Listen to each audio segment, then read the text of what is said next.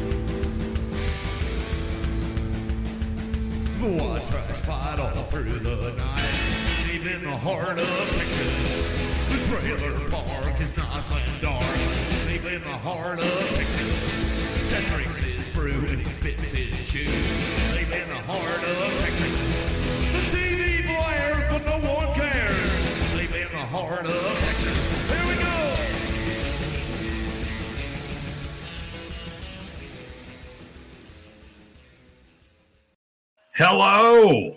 Yeehaw. Welcome to King of the Hill podcast. I'm Mike. And I am Rusty. And I got to turn you down, Mike, because you were loud. Yeah, super loud. In my ear, yeah. No, well, so just sorry. On my end, because my board is. Well, I got really close to my mic, too. Yeah. Which is good, yeah. My board was super cranked up. So as we're alluding to, we are doing this one remotely. Remotely. We had a big punk. I'm not in Japan, though. He is not, and nor am I. We are there in spirit. Anyway, had a big concert yesterday, did a bunch of stuff, and so I'm dragging us along today. Rusty was ready to go. I was the one dragging today. But that's all good. We have season 6, episode 21, the penultimate.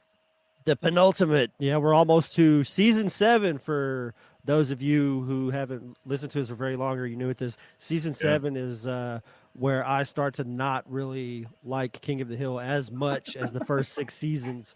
So we're now entering what I like to call the gulag of King of the Hill rewatching. Oh, it'll be fine. Oh, it'll be fine. This is Returning Japanese Part 1, originally aired May 12th, 2002. In the year of our Lord 6 ABE 20 is what it was supposed to be. So they moved it down one. It was moved around. It was and then it's actually a 2-parter. So and it's so weird how they shifted the one that is the one right before the finale. That's really odd. I think it is kind of odd. But this is Cotton returns to Japan to learn that he has an illegitimate son. So spoiler alerts. There you go. The other thing I thought is since this is a 2-parter, it's basically one episode, but there's no bell, no yell up front. There is no bell and no yell. I guess they're saving it for the next one. They save it. I think that's what they did is they saved it for the next one. Yeah. Mm-hmm. So written by Mike Judge, Greg Daniels, and Kit Boss. Now I don't know who Kit Boss is, but if you want to look that up, Kit KITBOSS. Kit Boss. Kit Boss is a producer actually. So Kit Boss is from Michigan, but has worked on iZombie, which is some 2015 show. I remember that. It was like on a CW. Yeah. And has been a writer and a consulting producer for Bob's Burger. So oh, wow. Okay. Done a bit for Bob's Burger and stuff like that. That's some pretty good skills right there. Yeah, good shows anyway. So we start up by we see the Arlen Bystander offices, which are in kind of an office complex. They are upstairs, and this is particularly the editorial ad sales department. Is what it says on the outside. Okay, that's specific. Now, yeah, well, just wait. Down below them is Mail Serve Plus, which they do bulk mail, mailing lists. Anyway, I started to go down the entire sign, but there's a lot that company does below them. Yeah. But Peggy is in the editor's office, and the editor says, I've enjoyed your musings column, Peggy. I'm sorry our readers prefer more ad space, which, Lord, that's a cut. That's terrible. She says, so what's the new angle on travel feature you want to pitch me? And Peggy goes into this thing where, again, Peggy thinks she's the smartest person in the room, no matter where she's at. She says, okay, like many of us, I'm sure you're sick to death of reading travel pieces written by professional travel writers. Now, just suppose an average Texas family, mom, dad, son, were sent on a dream vacation to, say, a 5-star Hawaiian luxury hotel, seeing the beach, the buffets, the golf courses, but from their point of view. There's this huge pregnant pause, and the editor looks at her and goes, you couldn't possibly have thought you were the first one to try this, could you? So it kicks her ass out. She's like, nope, you're not the one. You're out of here. The next thing we see is we're grilling hamburgers. We find out that it's Memorial Day, and I don't know why it surprised me, but their house is decorated for Memorial Day. Hank's got that's not something that like that's not normal though. That's one of the things that isn't normal, guys. People I appreciate veterans. I appreciate the joke. Yeah, fantastic. But boy, it is decked to the nines in like red, white, and blue stuff, like it's 4th of July. And Hank's got his Iwo Jima Memorial apron on while he's cooking. I mean, when I say they went all out, they went all out. They went all out, yeah, excessively maybe. So we got Hank, we got Peggy, we got Bobby, we got Cotton, Dee Dee, GH, Dale, Bill, Boomhauer. This is a big old party. Peggy says, so apparently us enjoying ourselves in Hawaii is not enough of an angle. She's talking to Hank as he's flipping burgers. But I do think I can get a ticket to Jamaica to explore the world of Rastafarian gangs. What? I don't know. She's a fucking idiot. Or the world of Rasta. That's a sentence. Rastafarian gang. Crazy sentence, yeah. Hank says, I already picked the country for our summer vacation, Peggy. America. And the state, Texas. And the town, Denton. Man, what a letdown. That's a rough vacation. Down to you Denton. Can't even call that a vacation, honestly. He says, I don't care what the police did to that cyclist. It's still a good town. And he goes inside through the sliding doors. And Peggy says to herself, great, Denton, gateway to Durndal. I feel your pain on that one, Peggy. All right, so they're all inside. They're eating their burgers. Cotton's there. He's dressed in his whole uniform, sitting there with his little bitty legs propped up on the couch. And they are watching Heroes Reflect, Remembering World War II. And this is they're kind of sitting there, and Dale is standing behind the colonel, of course. Memorial Day, a day when our war heroes are honored even by the most liberal of media. Cheers, Colonel. And the guy on the TV, lots of black and white old war footage, says, now, more than 50 years after VJ Day, the men of the greatest generation have a new mission. But instead of bayonets and bullets, they're wielding reflections and forgiveness as they return to the battlefields of their youth, confronting the haunting memories that they've tried to leave behind. Cotton is just like, he's squirming through this whole thing. He's not very happy, yeah. And then he turns the TV off. And Dale says, perhaps the colonel will delight us with a war story. Personally, I'm in the mood for an eye gouging. Cotton gets up and says, no, I don't want to talk. I don't want to talk no more about the 50 men I killed. He storms right out. Hank says, well, I mean, that's odd. My dad loves telling his war stories. Usually we're pulling him off whatever sorry sap he's got playing Admiral Tojo. That is pretty funny. Bill says, that's how I ripped the other pair of pants I used to have. Bill is a friggin' mess as a human being. Yeah, he's terrible. I think we proved that in the last episode. Dee Dee comes up. She said, Hank, I'm worried. Cotton's been acting very stressed all week. Maybe you could take him out for some guy time. Nothing gay, though. Why does she think Hank's going to do anything gay with his father? I don't understand that at all. Hank says, I don't know. He'll want to go to a strip club, and he always tips the girls to put their whatnots on my head. Dee Dee, as soon as he said that, I could picture it in my head like this. Dee Dee says, Hank, he's please, wildly outrageous. Something's troubling him. He needs his son's help. He goes, my dad needs my help? And boy, he's got this big grin on his face. He is ready to help out. So then we go to the alley with all four guys, Hank, Boomhauer, Dale, and Bill. And, of course, Dale with the first idea, how about a fun day at Six Flags? We can ride roller coasters and give them the finger when they take our picture. Hank's a little pissed off about that. He goes, hey, you know my dad is too short for roller coasters. He only comes up to here, holds his hand up to about 5 foot tall. Dale coming back said, oh, John Redcorn set up a New Age healing center out by the highway. I bet he's got a sauna. We could all go for a steam. Hank says, yeah, maybe my dad will let his guard down and say what's bothering him. I don't know why Hank's so worried about it. Or maybe he won't. Yeah, no shit. I don't know why he's so worried about his feelings. Bill, and I could stand to sweat off a few pounds here and here. Yeah. He's putting and Dale looks at him and goes, "What are you talking about, Bill? You look great." I don't understand that interaction. And then he says something. He says something else about Bill later when they're trying to break into Hank's house, and it goes along the same lines. All right, we are Bill, Dale, Hank, and Cotton. They go into, this is what the sign reads: John Redcorn's New Age Healing Center and tax-free cigarettes. So they go right.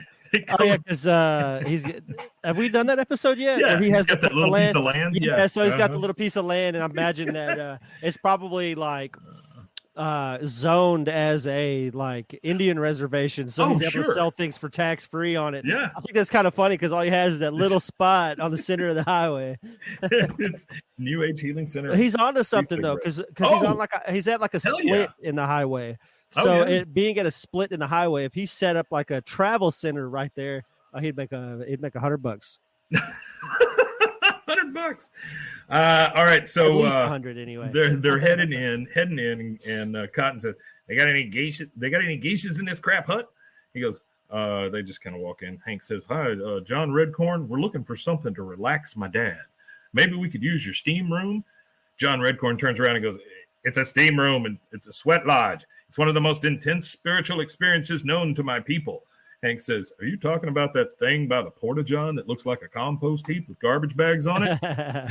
And he says, $20 each.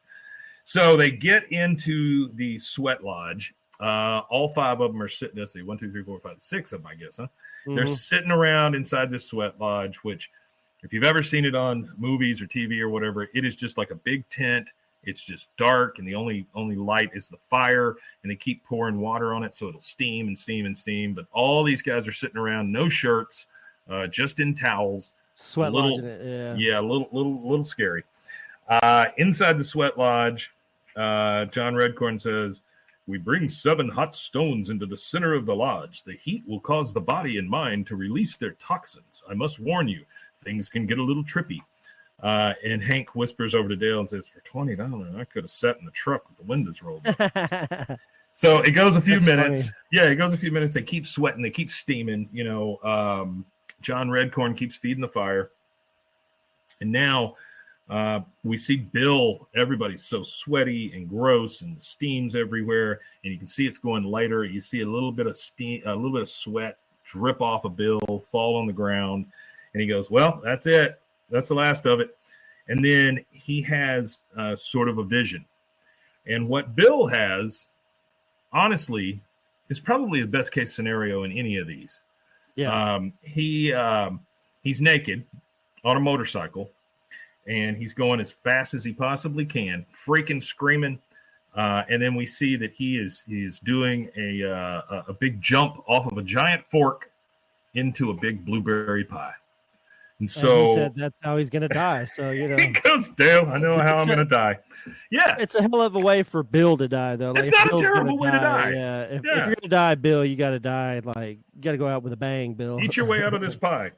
I mean, your heart exploding from fatty foods bang either. That's true. And he goes, Dale. Dale now has one. He has a vision. Dale is smoking a cigarette. He's in bed. He looks over and he says, "Was it good for you too, baby?" And what we see sitting in bed with him is a giant praying mantis who then takes his claws and clips Dale's head right off. And he goes, "I wonder what that means." Then we go to Hank. Hank has a vision.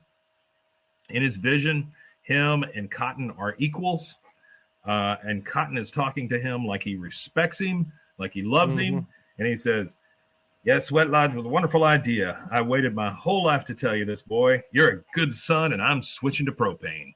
He puts his hand out to shake his hand. He goes, "Oh, thank you, Dad." And then he kind of comes to. He looks around, and he's right next to John Redcorn. He had his hand out like he was shaking Cotton's hand. All right, last but not least, we have Cotton. Cotton looks around, and he sees everybody in the sweat lodge, and then he sees a guy come in, a Japanese soldier. The Japanese soldier then turns into a zombie, and he goes, "Huh? Hey, I know you. I killed you. I bazookaed you." And then you see another one and another one and another one, and all these zombies start showing up in this tent. He goes, "You, I got your teeth at home in a jar. You, I just shot through the heart." He freaks out, gets up, runs out of the tent. Yeah, he's running away from these visions and these Japanese zombies that he's seeing. And Hank runs out after him and says, "Dad, are you okay? Get your pruny hands off of me, boy. I'm fine. And next time you want to show me a good time, stay the hell away." And he just storms off, and you get a sad, sweaty Hank. Yeah, very sweaty, very sad. That's two very terrible sweaty combinations. Yeah, especially for Hank. Now we're at the Casa Linda apartments. It is Cotton looking through some old things, kind of sitting on the floor, looking through like a Foot Locker. We find out Bobby's there also. He comes up and says, "Grandpa, I heard you had a rocky day, so I brought you a pint of Rocky Road." I mean, that was pretty sweet of him. You know, it brings him some ice cream. He sees Cotton looking through some stuff, and there's a picture of a Japanese lady, and it's an old black and white picture. So she's kind of almost geisha'd up, you know. She's got the silk robe and stuff like that on, got her hair up. He goes, "Who's that? Lady saved during the war? She's pretty." "I didn't save her. I killed her husband. He was a Tojo. Ooh. Took his wallet off. It all started then. Yeah, he kills her. Killed a Tojo. Took his wallet off his body. Spoils of war." I don't know that that's the way it works, Cotton. I don't think that's true either. Yeah, I don't think he killed anybody's husband. Well, he might have, but I don't think that particular is how he got that. I don't think he was one of the 50. Bobby says, "You sure you don't need some ice cream?" He goes, "I don't know what I needs anymore. Boy, I'm feeling bad for things I've done to the Japanese." He goes, "You mean like stealing from dead people?" Bobby's got a point. He goes, "Oh, you can't imagine. You're just a boy. I got to get back over to Japan and apologize. But how am I going to get there? I got no shins. All my money goes to the baby's mouth mush and your step-granny's booby payments." That's a wild sentence. That is a hell of a thing to say to your 12 or 13-year-old grandson. Well, I think it's a hell of a thing to say about baby food, like just how what he calls baby food, all that. Yeah, mouth mush and step granny's booby payments. That'd be a great band. That's a good band name. Step Granny's Booby Payments. That would be a funny shirt with just like that would be a great just like on your chest where your tits are at or whatever. It should just be like the silicone implants on the shirt. Yeah, and then it says your Step Granny's Booby Payments. Step Granny's Booby Payments. All right, we're now at the Hill House. We're in the living room. And Bobby comes in, he says, and he's talking to his mom because it's him and Hank and Peggy. He goes, and you can tell the bystander it's called The Widow in the Wallet, where once the soldier killed, he now makes peace. How about it, Mom? She thinks she thinks for a second. She goes, "Wow, there's really no story at all there." I mean, she's what a turd to her kid. Yeah, she's shit. So Bobby walks off and he's kind of sad. And then Hank says, "Oh, and I sat next to that man in the sweat lodge wearing nothing but a towel, boxer shorts, and a bathing suit. And he goes and spills his guts to Bobby." Number one, let's talk about the fact that Hank can never be naked. He's got a towel. Yeah, he was wearing a towel. He's got his boxer shorts, and he's got a bathing suit on all at the same time while he's in this sweat lodge. His balls must be the sweatiest things in the world. Peggy responds and says, "Well, this is not about Bobby. This is about a man who for 50 years denied any human emotion so he could hide from his haunting memories of war, ruining his relationship with his son until fate gives him one final chance to fight." No, it's still not an interesting story. Like, she says all of this beautiful stuff, like she could write this great story. Nope, never mind. We're back at the Arlen Bystander. Peggy's pitching stories to her editor because she's trying to save her ass, honestly. And she goes, "And I thought of this one in the tub. Canada, not just America's hat." The editor says, "I'm sorry, Peggy." She goes, "How about this one? I see London. I see France." The editor goes, "Nice try." She goes, "Wait, I do have one last idea. I call it Widow in the Wallet." And the next thing we see, it cuts to Peggy running and leaping and sliding down the stairs and just putting her hands out like she's at the end of the Titanic and saying, "I'm going to Japan." And then that's where we get our first commercial break. So we'll be right back. Yes, sir. You got it.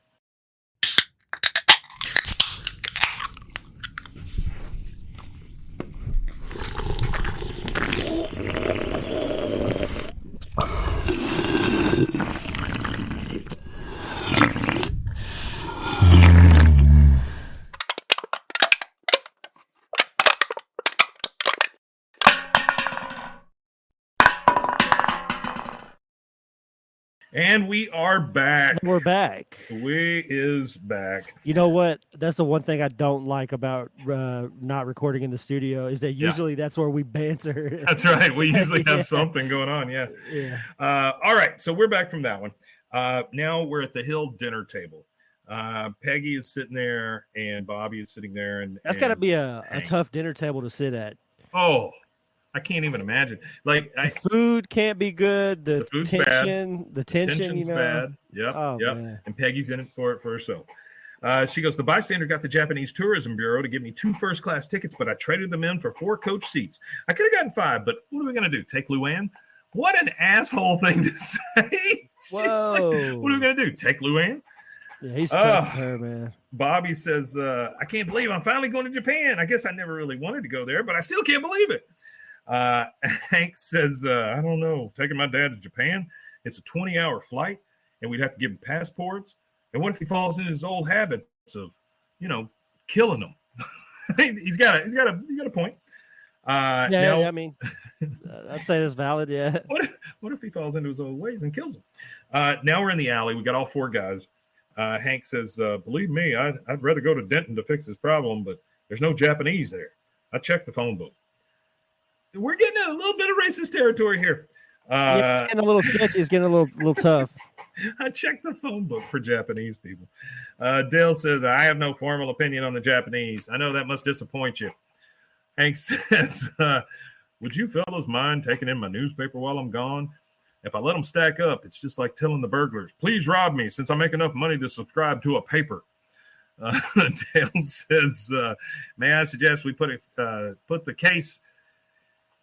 We put in case the criminals check your odometer, we put 10 miles a day on it. He goes, no. So we go to them packing. They're all packing up. So it's Bobby, Hank, and Peggy all packing their suitcases. That's actually a hard country to get into. They got a lot of they got like a pretty, I say hard, it's not like super hard. It's just the red tape of it. There's like a lot of red tape to get in there because you have to have a visa and you have to go through like the process where Americans can generally travel pretty easy to most Western nations. That's one of the more difficult places to get into. Huh. No, I didn't know that. I didn't know it was so hard to get into it. Yeah, it's just like a red tape thing, and the more money you have to like fight the red tape, the better. But like they don't really, I don't know, they're finicky with foreigners over there. Like like if you're drunk at a bar and a Japanese guy hits you, you have to just eat the punch and just take it and call the police and not fight back. Because if you fight back, whether he started or not, the Japanese police are like, well, you attacked you hit a Japanese citizen, so you're in trouble like with them kind of thing. So it's like you got to eat the punch and then call the police and let the police deal with the situation. That's crazy. Yeah. But I mean, I guess I understand. It's valid. Yeah. They're a nation that was forced to be a part of the world, so they don't really like, a lot of strangers being weird in their country. I can get that. Bobby comes into the room holding a big stack of something called pork pockets, and he puts them in his suitcase and goes, "I hope they can get through security." Pork pockets. A pork pocket actually in reality, in real life, is what they do in jail when they sew like a little pocket on the inside of their clothes. They call them pork pockets because they'll use them to steal food out of the like cafeteria when they're eating. They'll pack food into their pork pocket, and then they would take food back to their bunks or whatever. Well, I mean, tell me they didn't know that. I mean, they've got to know that when I'm sure they do. These things fucking pork pockets. Yeah. Hank comes in and goes, "Okay, I'm packing forks for the family. If anyone loses their fork, we may not be able to replace it. So be extra careful." What? Why is he so worried about forks? Yeah, I don't know. Yeah. Bobby says, "Will my pork pockets work in the microwaves?" Of course, Peggy, knowing all the answers, no, they will not. It's a different frequency. I don't know if that's the way that works, Peggy. I don't think that's how it works. There is now with you should know this, being a tech guy. There is 3 different types of ways that TV signals are received.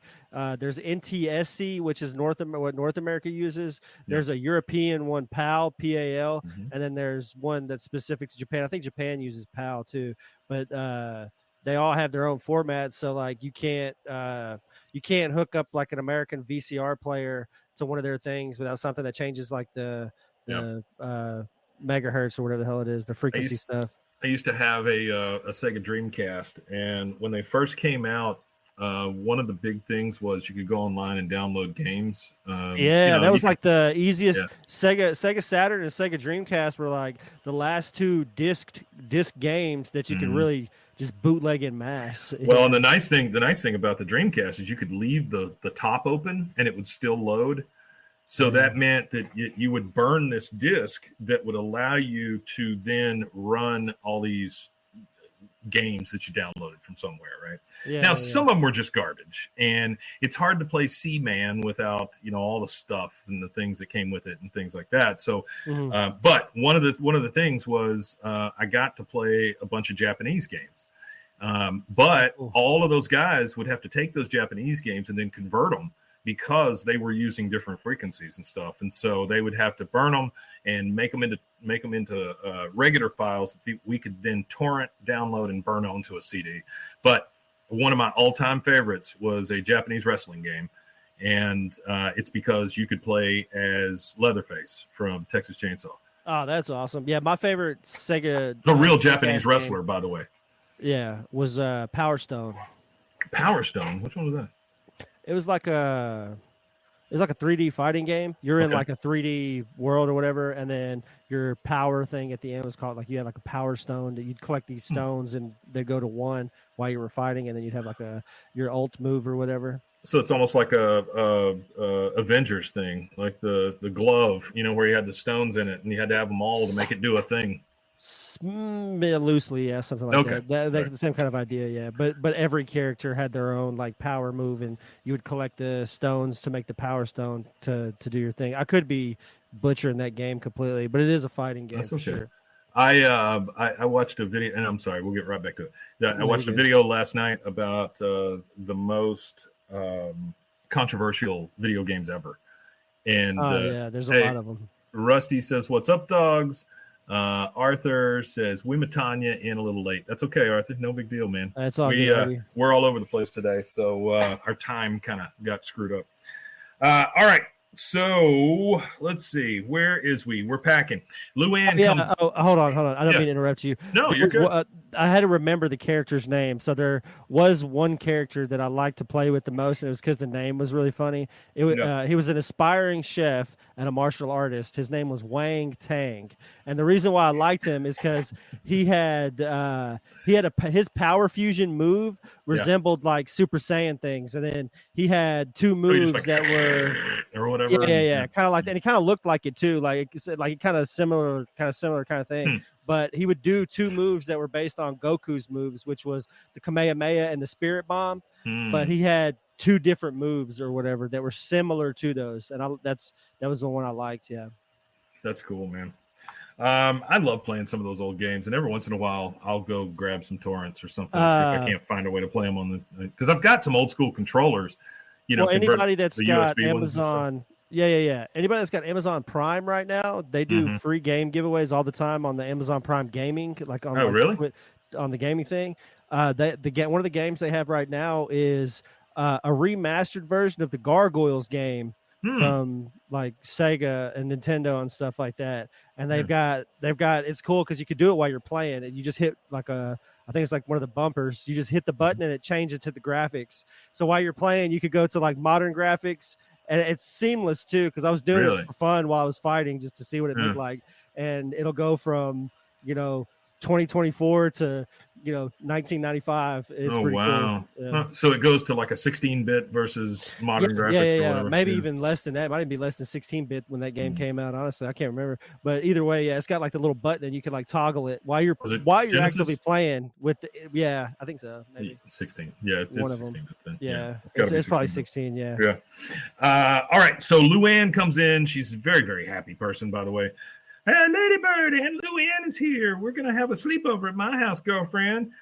Hank comes up and says, "Now, listen up. I'm only going to read this once." And he has a letter in his hand.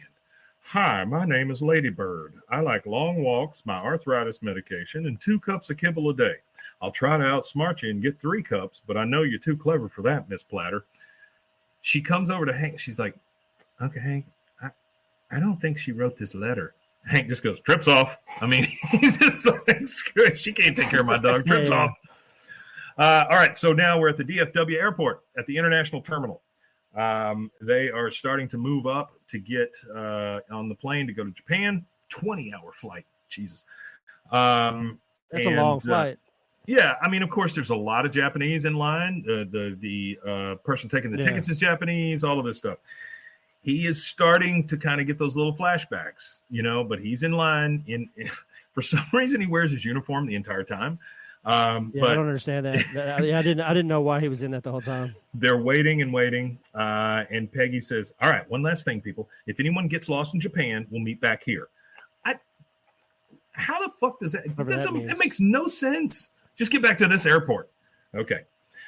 He's starting to see these dead Japanese all over the place, right? He'll look at somebody, they're Japanese, boom, they're a Japanese zombie all of a sudden. Yeah.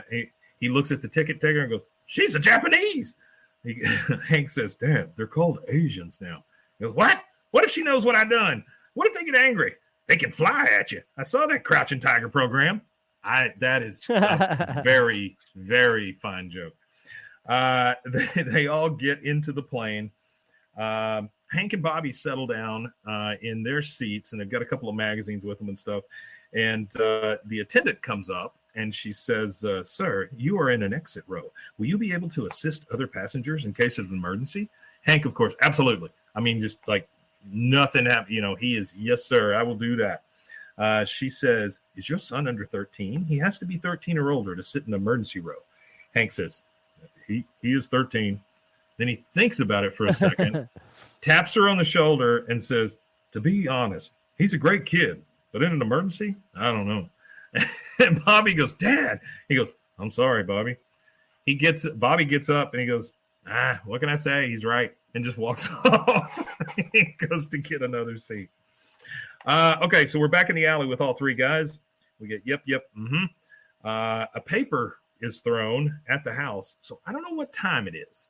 It's either very early in the morning or they still had an afternoon paper. One or the other. Right? Yeah, I think it might have been that. It might have been an afternoon paper. It's sure what it seems like. If they're, you got to think if this is truly a suburb of Dallas, like it could possibly be. You got to think at this time this show was coming out, there probably was 3 Dallas papers. They probably had a morning. They probably had like a morning paper, an afternoon paper, and an evening paper. I would imagine. Could. Yeah, they absolutely could. I don't know if the Dallas paper did that, but I know they at least ran 2 a day at that time. Well, I think a lot of papers did that. I mean, that used to be the model. It was news all day long. Well, not only that. Matter of fact, when I lived in England in the 90s, they were doing 2 mail runs a day too. You'd get mail in the morning. Yeah, you'd get mail early in the morning, and then you'd get mail later on in the afternoon too. So you could potentially send a piece of mail, like, if it was within your local area, you could potentially send a piece of mail that same day and it get actually delivered to the person that same day. I think that's the whole concept behind it, because it is a really small, compact area. So if you can run mail twice a day, there's an opportunity for you to get an important, people don't do it anymore. Yeah. I mean, you don't need it anymore with the technology nowadays. But, if you wanted to get a message to somebody pretty quick, you could send a letter and get there the same day kind of thing. No, I get what you're saying. Yeah. But they get a newspaper thrown at Hank's house, and Dale, of course, freaks out. Oh my God! And he goes after it. He rolls on the ground to get to it. Burgle averted. He picks up the stupid newspaper. He goes, but for how long? We should turn on the lights to give it a lived-in look. So he and Bill start casing around the house. They go to the sliding glass door. Locked. Mm-hmm. Then they go to the windows. Tries that. Also locked. He goes, this place is just begging to be robbed. Give me your shirt. And Bill, he says, give me your shirt. And Bill goes, okay. I mean, just that fast. It's like there's no hesitation, no anything. Bill has no fucking clue what he's doing. Yeah, Bill don't know much of anything most of the time. Takes his shirt off, hands it to Dale. Dale uses it to break a window, and then hands the shirt right back to Bill. Looks at him and says, have you been working out? So they're in the house at this point. They've broken a window to get into the damn Hank's house. Only they could say, we're going to break a window so that we can keep your house safe. All right, we're in the plane. Peggy is next to Cotton, and she's got one of those like little recorders, like little audio recorders. We used to use memo, the note-taking thing, whatever. Yeah, and she's talking into it. It has been 50 years since World War II ended, but one American GI faces the battle of his life, finding the widow of the soldier he slaughtered and then pickpocketed. This is his story. She points the thing at Cotton. He says, and he doesn't want to talk about it. The end. She says, all right, look, I would like to polish off this article before we land so I can enjoy my vacation. Okay, number one, that's shitty, Peg. That is pretty shitty. And she goes, now you've killed Germans, you've killed Japanese. Which do you prefer? And gives him which do you prefer? He storms off. He says, I ain't answering no more questions. So he storms off. Now we are over in the seat, and Hank is now sitting next to a different guy. This guy, he's dressed up kind of like a pilot. But he is drinking quite heavily. It is a 20-hour flight. I do not blame the guy. He should be drinking heavily, and he should go to sleep. But Hank looks at him and goes, sir, I love beer too, but we're on duty. The guy looks at him, just kind of looks away disgusted. He goes, you're out of here, and pushes the button. He's just going to get rid of this guy. Peggy runs up and goes, Hank, your father is acting like a maniac. He's just sitting there with his mouth shut. That's not acting like a maniac, but okay. I forgot to mention this. The film that they show on the flight to Japan is Pearl Harbor. Yes. We get to that in just a second. He says, so he gets up and he goes, okay, I'll go sit with him. You keep an eye on Hugh Hefner here. And that's the way he says, he said, Hefner. So now we got Bobby with headphones. He's sitting next to a Japanese guy. They're watching the TV and the in-flight thing. And the guy on the in-flight says, for your in-flight entertainment, we present Japanese language movie Haiko. And you just see a guy in a raft, right, in the middle of the sea. He goes, a comedy about a bus driver who is frequently late. And the Japanese guy kind of chuckles, and Bobby looks at him like, what the fuck is this? Then he says, followed by our English language selection, American blockbuster, Pearl Harbor, starring Ben Affleck and Kate Beckinsale. And then it goes to the movie, and it shows Ben Affleck kissing her, and he goes, war is not forever, but love is. And then a bomb comes down and blows them all up. I'm not sure that's the way the movie went, but I like that. Yeah, for sure. So now we go, the Cotton is kind of watching the TV as this happens. He is starting to freak the hell out. Yeah. Why did it get so goddamn hot? God dang, I can't breathe. He looks around.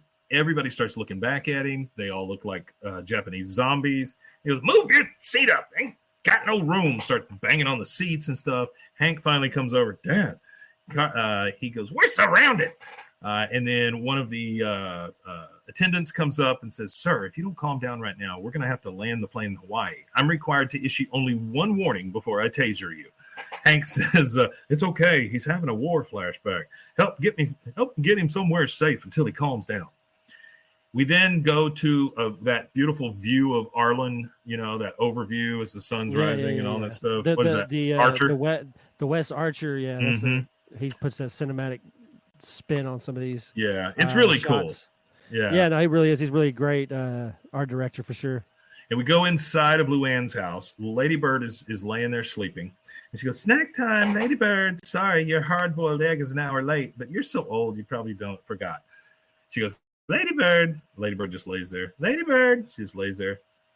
Oh my God, what have I done? She's dead. She drops the boiled egg right in front of Lady Bird and runs out. Then Lady Bird wakes up, eats the egg, goes back to sleep. Now we're at the Tokyo airport. They are coming down the chute. They're, off the plane. We overhear, we hope you enjoy your stay here in Tokyo. The local time is 7:33. They all get up and they're ready to come off of the plane. And Hank stands up, kind of stretches. Peggy looks over at him and goes, be careful. He might have shifted. And then Hank opens the overhead. Cotton falls out onto the floor, and she goes during flight. Now they're coming down the chute, ready. They're coming out of the plane finally. Cotton's like, are we in Hawaii? He goes, no, Dad, we drugged you. We're in Japan. Look, I know coming back here must stir up all kinds of feelings and whatnot, but the war was a long time ago, and I'm sure it's not on anyone's mind. And he kind of looks out, and then all of a sudden we see a reporter a bunch of cameras, all kinds of stuff. And the reporter says, Colonel Hill, I am Kenshi Teramura from Kyoto News Service. Tourist board told us all about your big heartfelt apology to aged Japanese widow. He goes, they told you? No. He goes, yes, we go with you to meet her. You apologize. She will cry. We will edit it for broadcast purposes. That is the process. He said, no, you can't come. It's private. Fall back. And then he pushes on the camera because they got the camera right in his face. He storms off. He goes down the chute and he's going back towards the plane. Peggy says, there's nothing to worry about. He's just fighting his urge to kill you. And that is the second commercial break. Whoa. We'll take that and we will be right back. There it is.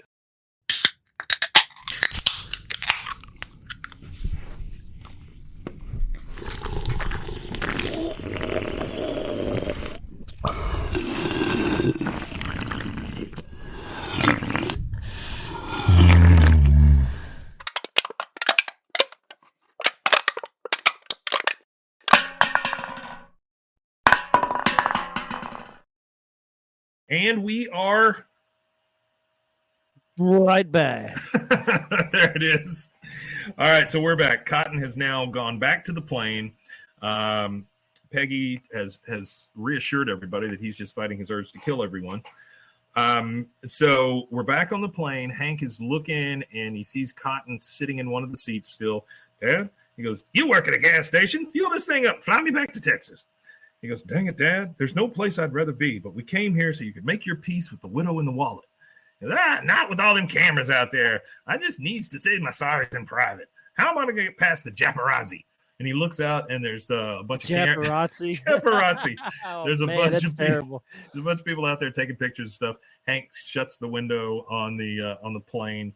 He goes, Hank, you got to help me. I don't want that poor widow to think I came over here just to be a Japanese TV star. The next thing you see is Hank coming down the chute out to where everybody's at, but he's carrying a giant, very heavy duffel bag, assuming Cotton is in there. And he says to the reporter, yeah, so my dad's still on the plane. He had to use the lavatory. He said he might be a while. You know, he's so old. And the reporter goes, oh, my father also struggles with the shame of incontinence. I just love that. He goes, well, good luck with that. And they all, the reporter and the cameraman and all those people, they all start going down the chute back to the plane. Peggy goes, Hank, I don't remember having a duffel bag on the plane or even owning a duffel bag. And then from inside the bag, you hear a muffled, Hank, you just keep the other bag of yours shut too. So even when he's in a duffel bag being carried by Hank, he's insulting Peggy. We come to the center of Tokyo, and they are in a taxi. They're coming down the big, it's almost like the Japanese Times Square in Tokyo or whatever. Bobby's looking out the window. Good God, that is the biggest Hello Kitty store I've ever seen. They pull up to the Hotel Tokyo. Peggy and everybody gets out. They go inside. And, of course, it's Japanese. Shitty peg again. It's Japanese decor, you know, because you're in Japan, Peggy. And she goes, you can really see the Japanese influences. Well, no shit, lady. No shit. All right. So now they are going up to their rooms, and Peggy and Hank tend to fight quite a bit with the keys for rooms at hotels.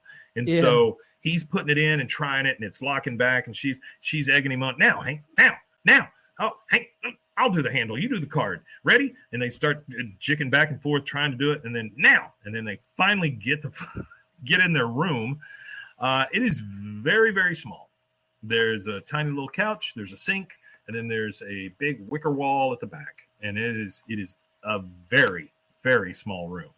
Extremely small room. And don't tell them. That's next time. I'm not gonna say anything, but yeah, it's an extremely small room that would make you question, dang, this is one of the crappiest hotels I've ever been in. Yeah, you would think so. Yeah. I mean, this is like it's like the privacy, waiting, no space, it's like a waiting room at a bad dentist office or something, right? I mean, yeah.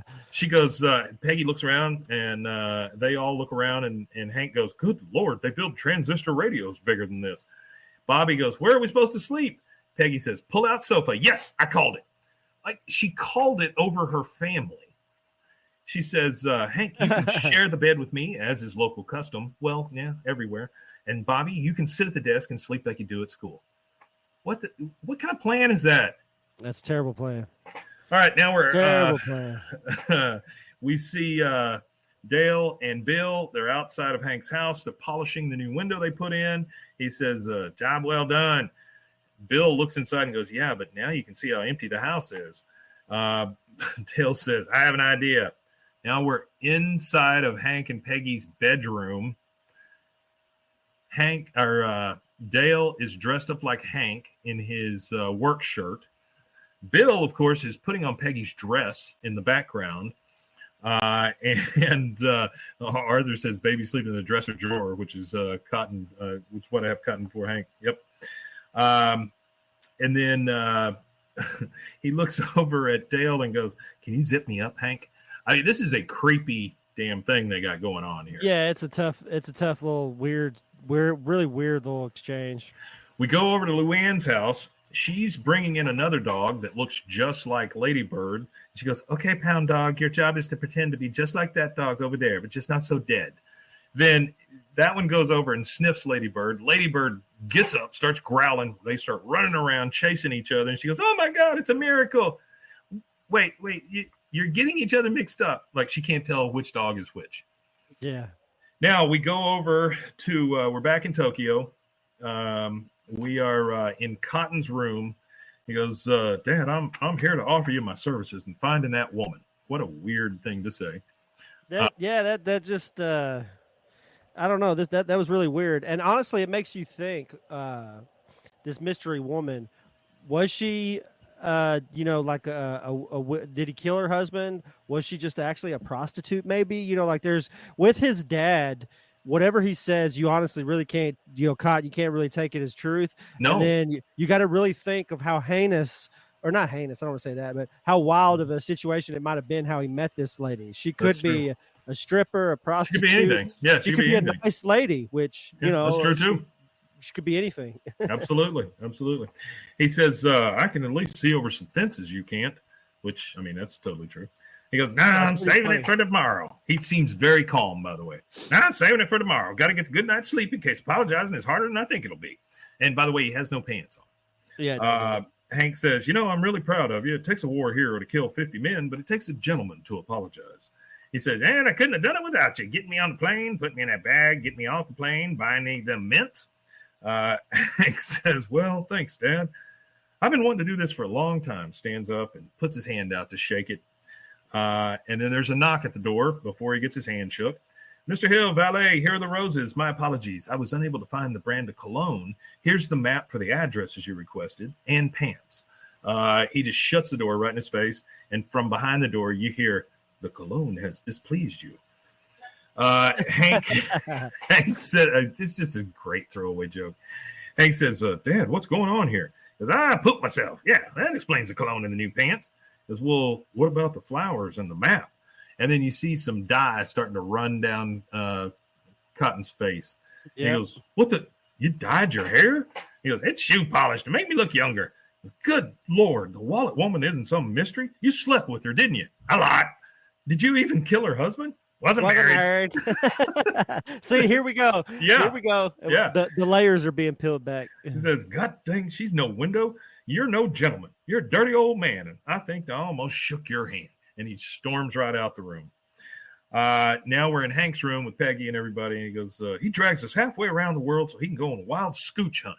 Now, I have never heard Hank use the word scooch, but yeah, me either. Yeah. Wild scooch we just did.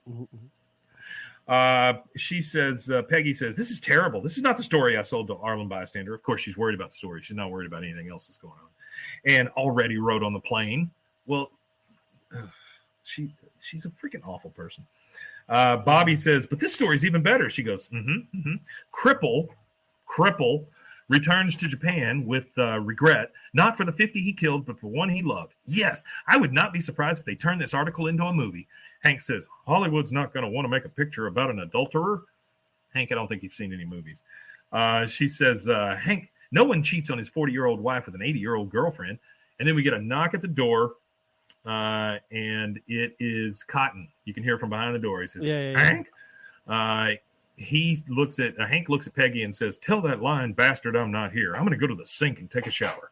So he goes there, he takes off his shirt, and he starts trying to do like a horse bath in the sink.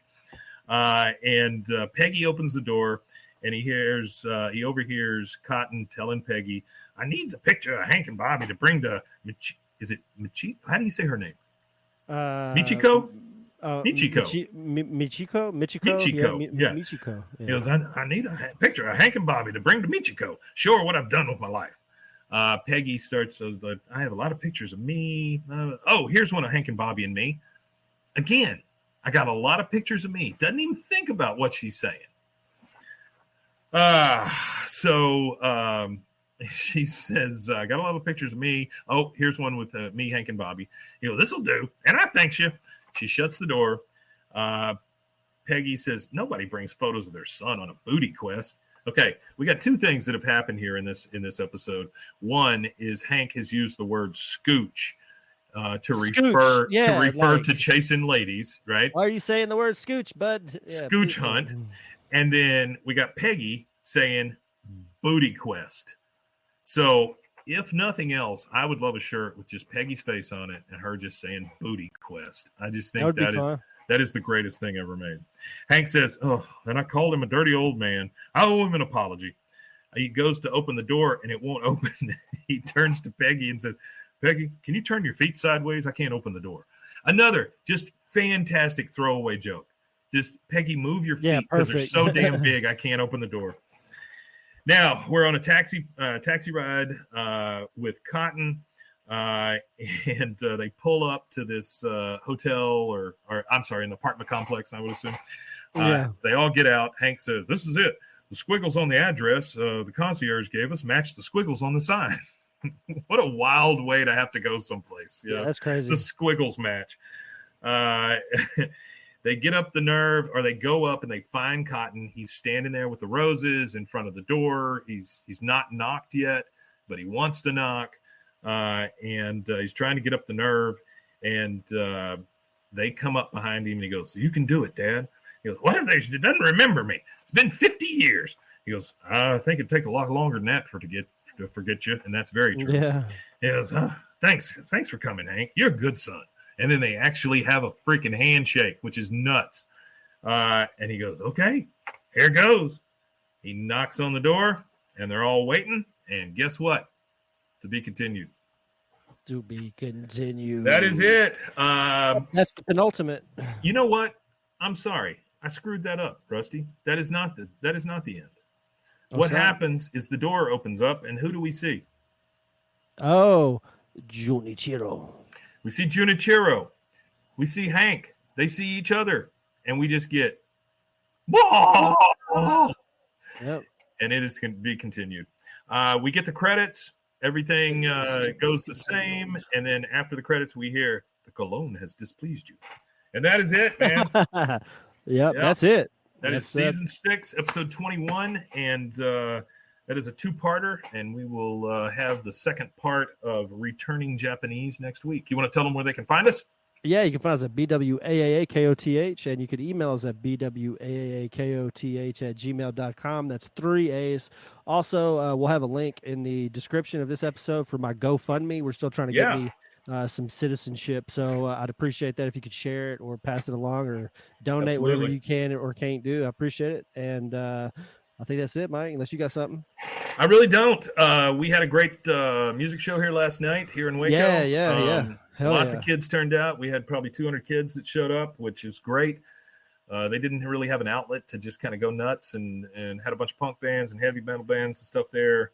Spent about 8 hours there yesterday, hot, tired, but I want to thank everybody involved. I would be hot and tired too if the Detroit Lions just put a whooping on my favorite football team. I'm not worried about that. I don't even watch that crap anymore. Hey man, it was bad, dude. Like 50 something points to 14. Yeah, it's terrible. It was a little rough. Lions going to the Super Bowl though. I think they might be Super Bowl ready. We'll see. They got to make it through the season. All right. Well, guys, we want to thank you very much for being here. Thank you so much. We always appreciate you showing up. Thanks for you guys who hopped into the live. Artie, once again, thank you so much. Appreciate I want to put a special thanks out to my buddy Casey Jones. He was there all day with me yesterday. Dude cannot show up enough for us. He is.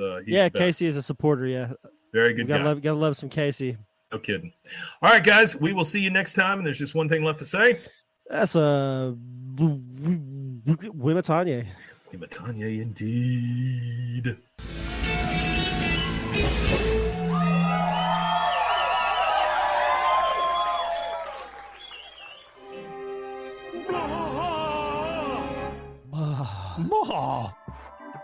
This has been a Rogue Media Network production.